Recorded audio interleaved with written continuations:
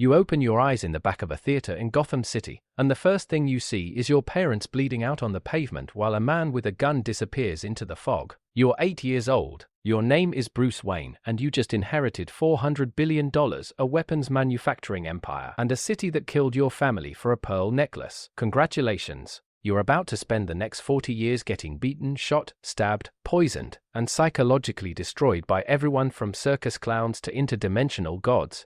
And you won't even get paid for it. The year is 1989. Your parents owned Wayne Enterprises, a Fortune 500 conglomerate that makes everything from military drones to medical equipment. They also ran charitable foundations across Gotham, a city with a 47% poverty rate, a completely corrupted police force, and a municipal government that's been under mob control since the 1920s. They tried to fix it. They died in an alley that smelled like piss and gasoline while you watched. Here's what nobody tells you. The gun that killed them was manufactured by a Wayne Enterprises subsidiary. The cop who investigated their deaths was on Carmine Falcon's payroll. And the social workers assigned to your case recommended you be institutionalized for trauma-induced dissociative behavior after you stopped speaking for 6 months. Your butler, Alfred Pennyworth, formerly of the British SAS, becomes your legal guardian by forging documents and bribing a family court judge. You grow up in a 42-room mansion with no friends, no parents, and a front-row seat to watching your city elect the mob boss who ordered the hit. That's when you learn that Gotham doesn't have a justice system, it has a business model.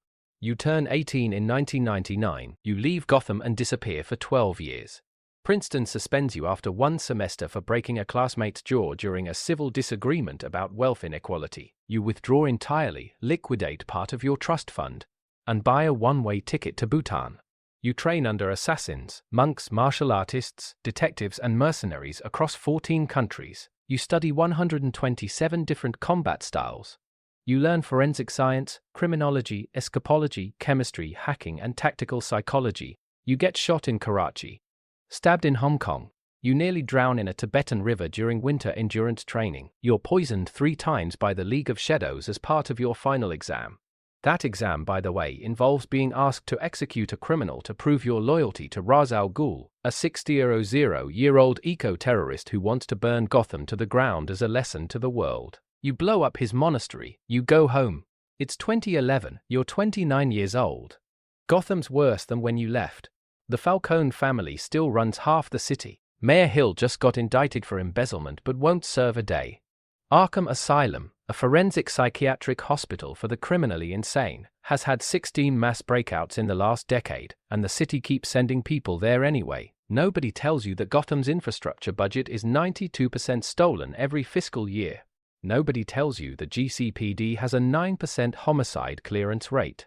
Nobody tells you that 8 of the 12 city council members are actively laundering money for organized crime. So you decide to become a vigilante. You build a cave under your house. You spend $300 million on body armor, vehicles, weapons, and surveillance technology. You create a persona based on the thing that scared you most as a child. Bats, because you think fear is the only language Gotham understands. Here's the problem. You're not bulletproof, you're not superhuman, and you have no legal authority. You're just a billionaire in a $2 million rubber suit beating people into comas. Let's talk about what that suit actually costs. No mech survival suit with Kevlar tri-weave, $1.2 million, replaced every 18 months due to knife/bullet damage. Graphite cowl with encrypted comlink and night vision, $450,000 memory cloth cape, also a glider, $200,000 gauntlet blades, grappling gun, explosive gel, batarangs, smoke pellets, EMP grenades, $80,000 per restock tumbler urban tank disguised as a car, $18 million base model Batwing, vertical takeoff stealth jet, $60 million bat computer and orbital satellite network, $340 million one-time, $9 million annual maintenance briefs to city inspectors so they don't investigate your cave, $700,000 medical supplies for self-surgery, $150,000 Alfred's silence, priceless. You're spending $500 million a year to terrorize people who steal car radios. And this is where it gets worse. Your first night out you break a sex trafficker's collarbone, fracture a gunrunner's spine, and give a dirty cop a subdural hematoma. None of them go to jail. The trafficker's case gets thrown out due to illegally obtained evidence. The gunrunner sues you, yes, you, even though he doesn't know who you are. And Gotham's DA settles for $2 million in taxpayer money. The cop gets reassigned to evidence lockup, where he steals confiscated drugs for 5 more years. That's when you learn the difference between stopping crime and actually changing anything. Nobody tells you that you'll spend more time protecting Arkham staff from their own patients than actually reforming anyone. Nobody tells you that the same 15 villains will rotate through the same cells for decades. Nobody tells you that Gotham's idea of mental health care is a gothic nightmare run by administrators who are also criminally insane. You're 34, but you keep going. Here's what a typical week looks like. Monday, you stop a liquor store robbery, you dislocate someone's shoulder, you disappear before the cops arrive. The suspect's charges are dropped because the arresting officer didn't read him his Miranda rights. Tuesday, you intercept a Falcone heroin shipment at the docks. You hospitalize 9 men. Falcone replaces them by Thursday and doubles the next shipment. Wednesday, you save a woman from being murdered in an alley. She maces you because she thinks you're also trying to kill her. You don't blame her. Thursday, you discover the Gotham Gazette is running a front-page story called Bat Vigilante or Billionaire Thrill Killer. Friday, a man dressed like a clown poisons the city's water supply with a neurological toxin that makes people laugh until their lungs collapse. Welcome to the rest of your life. Let's talk about your rogues gallery. The Joker is a schizophrenic mass murderer who's killed over 200 people and considers you his soulmate. He escapes Arkham every 6 months. Gotham refuses to execute him because the appellate court ruled him incompetent to stand trial. Two-Face is a former district attorney who became a crime lord after half his face was burned off in court. He was your friend.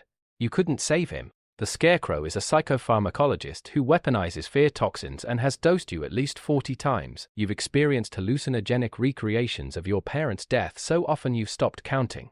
Poison Ivy can kill you with a kiss. Bane broke your spine in 3 places. The Riddler once trapped you in a room filling with acid just to prove he's smarter than you. Here's the receipt on Arkham Asylum. Operational since 1974. Capacity 1,200 inmates. Average stay 11 months before release or escape. Successful rehabilitation 0.4% number of times you fought someone inside Arkham. 68 number of times the warden has asked for your help instead of the police. You've been Batman for 5 years. You've broken 104 bones. You've been shot 16 times. You've flatlined twice. Alfred has performed field surgery on you in the cave, using veterinary anesthesia and YouTube tutorials. You haven't slept more than 4 hours a night since you were 8. You maintain a fake playboy persona during the day so nobody suspects you. You date models you don't care about. You show up drunk to charity galas you're funding. The tabloids call you a billionaire man-child. They have no idea you spent last night defusing a bomb in the subway while a man in a penguin suit shot at you with an umbrella gun.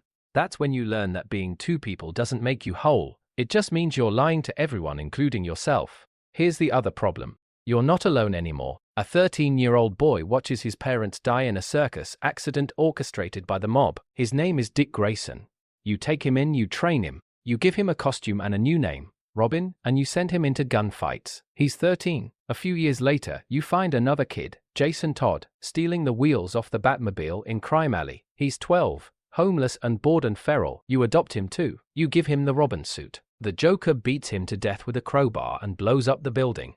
Jason was 15. You bury him in the Wayne family cemetery. You don't speak for a month. Alfred finds you in the cave, staring at Jason's suit in a display case, and you tell him you're fine. You're not fine. You've turned child soldiers into a coping mechanism. And this is where it gets worse. The Justice League recruits you. Superman, an indestructible alien. Wonder Woman, a demigod. The Flash, a man who can outrun death. Green Lantern, a space cop with a weapon powered by willpower. And you, a man whose superpower is being rich and angry. They put you on a team with people who can shatter planets, and your contingency plan is throw a rock made of kryptonite. You design secret protocols to kill all of them if they ever go rogue. You hide this from everyone. When they find out, they're horrified.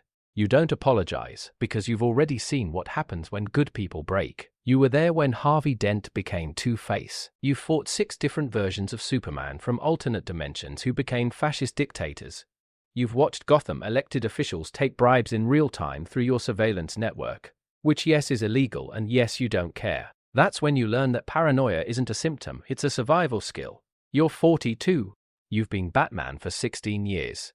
You've saved Gotham from apocalyptic threats 9 times. You've prevented nuclear terrorism, bioweapon outbreaks, and interdimensional invasions.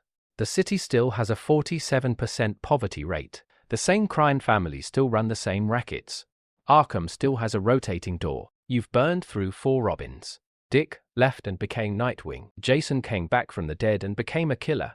Tim Drake is in therapy. Damian, your biological son with an assassin, tried to murder you in your sleep when you first met.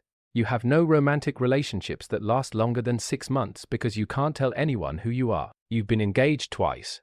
Both women left after realizing you'd rather fight a plant-based eco-terrorist than show up to dinner. Alfred is 78 and still stitching you back together at 4 a.m. Nobody tells you that saving everyone means losing everything. Here's how it ends. You're 56 years old. Your joints are destroyed. You've had 9 concussions. Your knuckles are scar tissue. You take 16 medications a day just to manage the pain.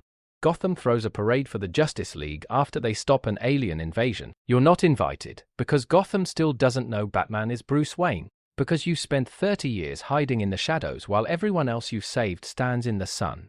One night you go out on patrol, same as always. You stop a mugging in crime alley. The kid you save pulls a gun and shoots you in the chest because he thinks you're a monster. You don't blame him. You crawl back to the cave. Alfred's already gone. Died 2 years ago from a stroke. You're alone. You pull off the cowl. You think about your parents. You think about Jason. You think about the thousands of people you saved who will never know your name. You close your eyes. That's what it means to be Batman.